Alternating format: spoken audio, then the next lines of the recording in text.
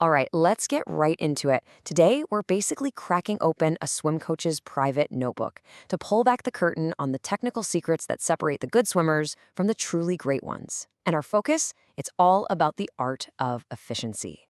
So let's start with a big question. As coaches, we're pretty much programmed to always demand more, right? More power, more yardage, more strength.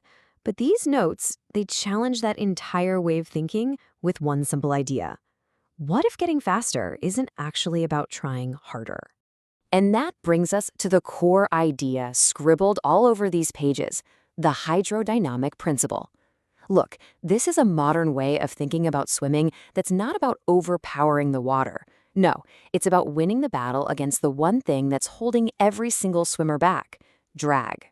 This quote, pulled straight from the notebook, pretty much lays out the entire philosophy. But you have to pay really close attention to the order here. The first and most critical goal is reducing water resistance. Then, after that, you worry about power. That simple shift in priority, that's the whole game changer. So what does hydrodynamics actually mean for us, on the pool deck? It's simple, really. It's all about coaching our swimmers to create the most efficient shape possible. We want them to become slippery, allowing them to slice right through the water instead of just fighting against it. So how do we actually apply this? Well, the notebook breaks it down into two main pillars. First up is pillar 1, building the chassis. Seriously, think of it like the frame of a race car. It has to be perfectly solid and stable for the engine to even have a chance to work. For a swimmer, that foundation is all about body position and breathing. This here is a direct snapshot from the notebook we're looking at, showing the coach's thoughts on head and body alignment. The biggest takeaway is so simple but so powerful. The head is the rudder. Wherever the head goes, you can be sure the rest of the body is going to follow.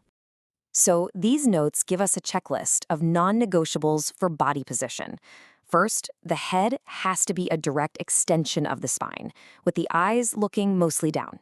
Why? Because the second a swimmer looks forward, which is the number one mistake we all see, their hips sink, and that creates a massive amount of drag. Next, the rotation, a full 45 degrees, it has to come from the hips and the core, not the shoulders. That's what keeps that chassis long and stable in the water. And here's the absolute key. Breathing is not an interruption. It's not this separate motion where the swimmer lifts their head up and just destroys their body line. No, it has to be integrated seamlessly into the body roll.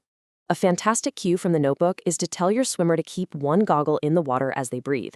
This physically stops that destructive head lift. Okay, so with that stable chassis, now we can add the engine. And that brings us to pillar 2, the modern pull. Now this requires a huge mental shift for a lot of swimmers. We have to get them to stop thinking about pulling water backward. Instead, the goal is to think about anchoring your hand and forearm in the water and then pulling your body past that fixed anchor point. The notes break this down into 4 clear phases. It all starts with the catch, where you're gripping the water with a high elbow. Then comes the pull, driving your hand toward the body's center line. Next up is the push. That's the power phase, where you accelerate your hand right past your thigh. And finally, a completely relaxed recovery, always leading with a high elbow. And listen, this whole philosophy isn't just for freestyle. Look at how the notes apply it to backstroke. The old school S-shaped pull, it's gone. The modern technique uses a much straighter pull, focusing on that exact same concept of anchoring the hand out front and starting the movement from the shoulder to get leverage. It is all about efficiency. Now, this is all great in the theory, but our job as coaches is to turn theory into actual technique. So the question is, how do we build this into a swimmer's muscle memory? Well, this notebook is just filled with drills designed for exactly that. First up, the classic from the notes, the 6-1-6 drill. It's super simple. 6 kicks on your side in a perfect streamline, 1 smooth stroke, then 6 kicks on the other side. This drill is pure gold for isolating and hammering home balance, core-driven rotation, and just the feeling of a good glide. Next is the fingertip drag drill. During the recovery, the swimmer they drag their fingertips across the water's surface. It's so simple, but that action physically forces 2 crucial things: a high elbow and a relaxed hand. And those are the keys to an efficient, energy-saving recovery. And here's a third, really powerful drill: fist swimming. It's exactly what it sounds like. By closing the fist, you basically take the hand out of the equation. This forces the swimmer to use their forearm as a paddle, which dramatically improves their feel for the water and teaches them what a powerful catch truly feels like. Look, the whole point is, drills aren't just for warm-ups or for keeping kids busy. As these notes make really clear, their purpose is strategic. You isolate one specific part of the stroke, and you strengthen that mind-body connection until the efficient movement becomes totally automatic. And this brings us right back to the main takeaway. This quote from the notebook really says it all. The modern technique is not about brute force. It's a system built from the ground up on conserving energy and maximizing the efficiency of every single movement. So we'll leave you with this final thought. We spend so much time on the deck yelling things like, go faster or try harder.